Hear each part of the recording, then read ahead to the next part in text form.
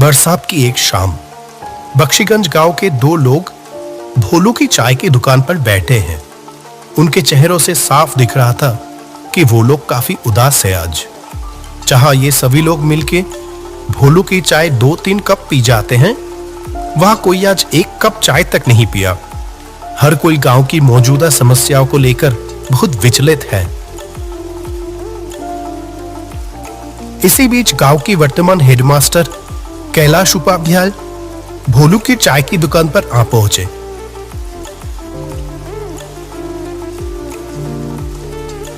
अरे रामलाल, माधव, तुम लोग यहाँ इतना उदास होकर क्यों बैठे हुए हो? मुझे इस गांव में आए हुए इतने दिन हो गए, मैंने तो कभी तुम लोगों को इतना परेशान नहीं देखा। हमेशा हंसते मुस्कुराते हुए ही देखा है, लेकिन आज अचानक क्या हुआ? आइए मास्टर जी, बैठिए। आपकी चाय तैयार है मास्टर जी। मुझे पता था आप थोड़ी देर में यहां आ जाओगे।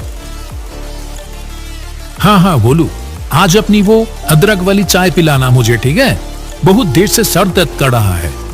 और हाँ, तुम लोग बताए नहीं कि हुआ क्या है, इतने उदास क्यों हो? असल में क्या है ना मास्टर जी, हम सभी लोगों का आज मन बहुत उदास है। क्यों? क्या हुआ?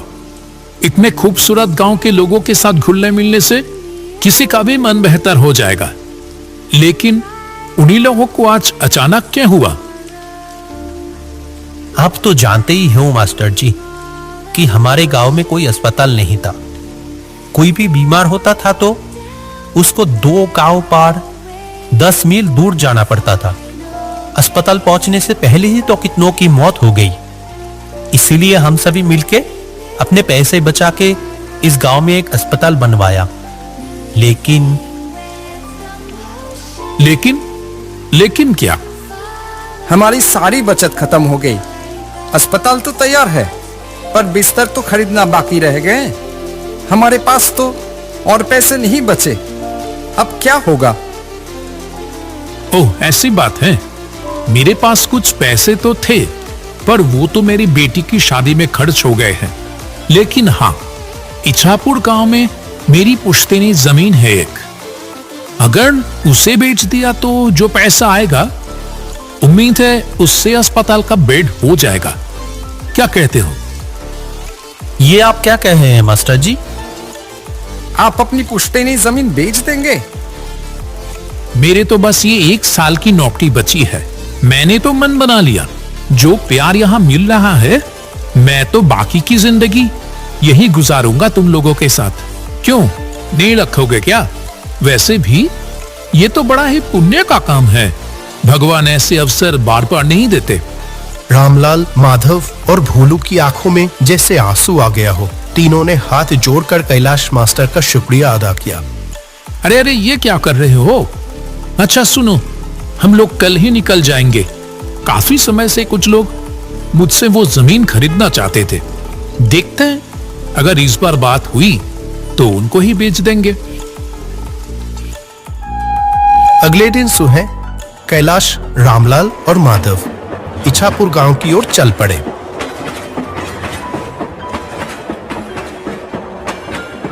जब वह ट्रेन में थे, बाहर बहुत जोर से बारिश हो रही थी। आसमान काले बादलों से ढका हुआ था और हवा भी बहुत तेज चल रही थी। ये बारिश तो रुकने की नाम ही नहीं ले रही है। मैं भी तो वही सोच रहा हूँ, इतनी बारिश में जाएंगे कैसे? वहां एक नदी भी तो पार करनी होगी। आपका गांव क्या स्टेशन से बहुत दूर है? स्टेशन में उतर के पहले हम लोगों को नदी के किनारे पहुंचना होगा, फिर वहां से नाव लेके नदी पार करके जाना होगा मेरा गांव। ऐसे ही बात करते करते समय बीतता चला गया। आखिरकार जब तीनों स्टेशन पर पहुंचे, वो शाम हो चुकी थी। सुनसान स्टेशन पर बस वही तीनों आके ही उतरे। अभी तो बारिश थोड़ी रुकी है, चलो देखते हैं जल्दी से नाव घाट पर पहुंच पाते हैं या नहीं। वो तीनों स्टेशन से बाहर आ गए। आसपास कोई भी नजर नहीं आ रहा था। बारिश के कारण रात का अंधेरा अन्य दिनों के मुकाबले कुछ ज्यादा ही था। घने काले अंधेरे ने चारों ओर जैसे एक जादुई माहौल बना दिया था। वह स्टेशन के पास एक बरगद के पेड़ के नीचे आके रुके। यहीं पर रिक्शा मिलता था। आज तो एक भी रिक्शा नहीं दिखाई दे रहा। इतनी बारिश की मौसम में क्या ही मिलेगा। किसी ने तो उम्मीद भी नहीं की होगी कि इतनी बरसात की रात में भी कोई आखिरी ट्रेन से यहाँ आ भी सकता है। अब क्या किया जाए? चलो पैदल ही चलते हैं। मुझे तो कोई और रास्ता दिखाई ही नहीं दे रहा। मौसम भी तो कुछ ठीक नहीं लग रहा है। अगर फिर से बारिश आ गई तो? वो तीनों अंधेरे में ही आगे बढ़ने लगे। कुछ देर चलने के बाद दूर से एक वैन आने की आवाज आई। लगता है कोई वैन रिक्शा आ रहा है इधर ही। रुको रुको। कुछ ही देर में दूर से कच्चे रास्तों में एक वैन आती हुई दिखाई दी। कैलाश ने उस चालक को देखते ही पहचान गया। कहा, अरे रतन भैया, आपसे मिले हुए कितने महीने हो गए। वो आदमी कैलाश को थोड़ी देर देखा, फिर कहा, अरे कैलाश, कैसे हो? अपने घर जा रहे हो क्या? जी रतन भैया, मैं तो ठीक हूँ। ये दोनों हैं रामलाल और माधव। मैं जिस गांव में अभी मास्टर हूँ, ये दोनों उस गांव से ही है। हम सब तो अभी मेरे घर जा रहे थे। रतन भैया, आप हमें नदी के किनारे ले चलोगे क्या? तो आज रात की आखिरी नाव मिल जाती। रतन ने कहा, इस बरसात की रात में नाव मिलेगी? अच्छा चलो देखते हैं, बैठो। चलो रामलाल, चलो उठो। ये आखिरी मौका है। अगर ये निकल गया तो सारी रात यहीं रुक के बारिश में भीगना पड़ेगा। चलो चलो। सभी लोग वैन पे जाके बैठ गए।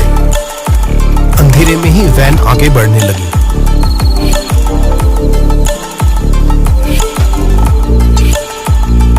कुछ देर बाद कैलाश ने रतन से पूछा, आपकी तो इतनी उम्र हो गई रतन भैया, फिर भी आप अभी भी वैन चलाते हो। आपको तकलीफ नहीं होता? तकलीफ? हाँ, होता था पहले, अब नहीं होता है। पहले होता था, अब नहीं होता है। इसका क्या मतलब है? वो कुछ नहीं। तुम तो बहुत दिनों बाद इछापुर गांव आए हो। हम लोगों को तो भूल ही गए हो तुम। नहीं नहीं, ऐसी बात नहीं है रतन भैया। दरअसल काम के सिलसिले में मैं अभी जहां रहता हूँ वहां से आमतौर पे आना जाना हो नहीं पाता है। आज भी तो एक जरूरी काम से ही आया हूँ। गांव में मेरे बाप दादा की जो जमीन है ना, उसे ही बेचने आया हूँ। बेच दोगे? क्यों, क्या हो गया? कोई मुसीबत? हाँ, मुसीबत तो है। जिस गांव में मैं रहता हूँ अभी, उस गांव के सभी लोगों ने अपने बचाए हुए पैसे से अस्पताल बनवा तो दिए हैं, लेकिन वो अस्पताल की बेड खरीदने की पैसे नहीं जुटा पा रहे हैं। इसीलिए मैंने सोचा कि अपनी पुश्तैनी जमीन बेचकर उनकी थोड़ी मदद कर दूं। वैसे भी वो जमीन तो कई सालों से खाली ही पड़ी है। क्या बात है कैलाश, तुम सचमुच इछापुर गांव का गर्व हो। अरे नहीं नहीं, ऐसी कोई बात नहीं। ये देखो ना, ये रामलाल, माधव, ये सभी भी किसी से कम है क्या? ऐसे ही बातचीत चलते चलते सभी लोग नदी के किनारे आ पहुंचे। जब वो तीनों नदी की ओर देखें, तब नदी बहुत तेज बह रही थी। जो नदी हर वक्त शांत रहती थी, वह आज बिल्कुल अलग दिख रही थी। नदी के किनारे कुछ नाव बंधी हुई थी, लेकिन चलाने वाला कोई भी दिखाई नहीं दिया। जो सोचा था वही हुआ। एक भी मांझी घाट पर नहीं है। वैसे भी इतनी रात हो गई है और फिर बारिश। कोई क्यों ही रहेगा अभी? ये तो बड़ी मुसीबत हो गई मास्टर जी। आज रात बारिश में भीगकर ही गुजारना पड़ेगा लगता है। अब क्या होगा मास्टर जी? आसमान का हाल देखा आपने? लगता है बारिश फिर से आने वाली है। आसमान में काले बादल फिर से आना शुरू हो गए। नदी की ओर से हल्की हल्की ठंडी हवा भी चलनी शुरू हो गई। रतन भी उन लोगों के साथ वही खड़ा था। जब वो तीनों बात कर रहे थे तभी उसने कहा, अगर आप लोग बुरा ना मानो तो मैं एक बात कहूं। आप ऐसे क्यों बोल रहे हो रतन भैया? बोलिए ना, क्या कहना चाहते हैं? लगता है थोड़ी ही देर में बारिश फिर से शुरू होगी और अभी तो कोई माझी भी नहीं है घाट पर जो नाव से अपने घर जा सकोगे। उसकी बजाय एक काम करो, वो देखो सामने ही मेरा घर है, सब लोग वही चलो, आज की रात वही गुजार लेना। हाँ, सही कह रहे हो आप। इससे पहले भी तो कितनी बार आपकी गाड़ी में स्टेशन गया हूँ आपको आपके घर से बुला के। क्यों रामलाल, माधव, और तो कोई रास्ता नहीं दिख रही है, आज की रात वही गुजार लें। रतन भैया आज हमारा कितना बड़ा उपकार किया है, क्या बताओ। हाँ, माधव ने सही कहा। हम रतन भैया के घर पे ही चलते हैं, नहीं तो इस बरसात की रात में बड़ी मुसीबत में पड़ जाएंगे। सभी लोग मिलके रतन की घर की ओर बढ़ने लगे। जैसे वो घर के अंदर घुसा, एक अजीब सी बदबू आने लगी अंदर से, मानो बहुत दिनों बाद कोई इस घर को खोल रहा हो। रतन भैया, घर के अंदर इतनी बदबू क्यों? ये फर्श भी कैसा भीगा भीगा सा लग रहा है। असल में ये घर तो आधी समय बंद ही पड़ा रहता है। मैं तो अपनी गाड़ी लेकर बाहर ही रहता हूँ और पानी शायद खिड़की से अंदर आया होगा। कमरे की कोने में एक टूटी खुली हुई खिड़की से हल्की सी रोशनी आ रही थी। घर में खाना तो कुछ नहीं है, मैं तो आप लोगों के लिए खाने का इंतजाम ही नहीं कर पाया। आप उसकी चिंता मत करो, इतनी खराब मौसम में रात को रहने के लिए जगह मिल गई, इससे ज्यादा और क्या चाहिए। अगर आप नहीं होते तो आज रात हम लोग कैसे बिताते, भगवान ही जाने। अरे ऐसी कोई बात नहीं है, ठीक है, आप लोग सो जाओ। और आप कहाँ रहोगे? मैं बाहर सो जाऊंगा, कोई परेशानी नहीं होगी। क्यों, आप हम लोगों के साथ सो जाओ। नहीं नहीं, मुझे कोई दिक्कत नहीं होगी। ये बोल के रतन बाहर चला गया और वो तीनों जमीन पर चटाई बिछाकर लेट गए। तब गहरी रात, अचानक कैलाश की नींद खुल गई। एक अजीब सी आवाज आ रही थी, जैसे कि कोई घर से थोड़ी दूर जमीन खोद रहा हो। कैलाश शुरू में तो नजरअंदाज करता रहा, लेकिन आवाज और तेज होने लगी। जो वो काम कर रहा था, जैसे कि वो किसी की परवाह किए बगैर ही किया जा रहा था। ये आवाज कहां से आ रही है? चोर आ गया क्या? कैलाश तेजी से उठा और खिड़की के पास आकर बाहर देखने लगा।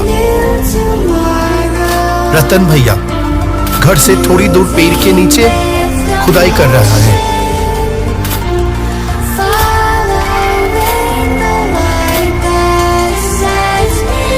माधव, रामलाल, उठो, जल्दी उठो, मुझे यहाँ कुछ ठीक नहीं लग रहा है।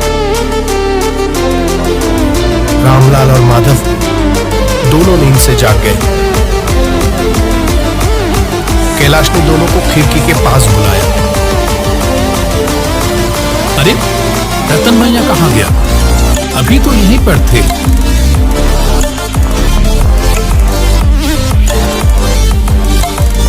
आपने ठीक देखा था मास्टर जी? हाँ हाँ बिल्कुल, चलो तो बाहर। वे तीनों घर के पीछे वाले पेड़ की ओर चल दिए। ये देखो, यहाँ पेड़ के नीचे जमीन पर कुछ है लगता है।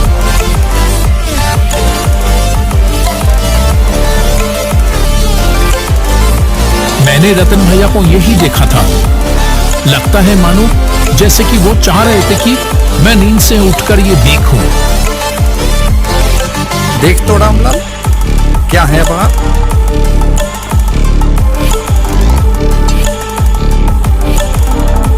मिट्टी को हाथ से थोड़ा हिलाने पर रामलाल को पैसों से भरी हुई एक कलश दिखाई दी। अरे इसके अंदर तो बहुत सारे पैसे हैं। सच में? लेकिन ये है किसके? रतन भैया अभी कहां चले गए? ठीक है, वो दूसरों की पैसे है, उसकी हमें जरूरत नहीं। वो जैसे था उसको वैसे ही रख दो अच्छे से, और चले आओ वहां से। ठीक उसी वक्त वो पेड़ जैसे हिल उठे। तीनों ने ऊपर देखा तो वहां लंबे पैरों वाला एक भयानक चेहरा बैठा हुआ था।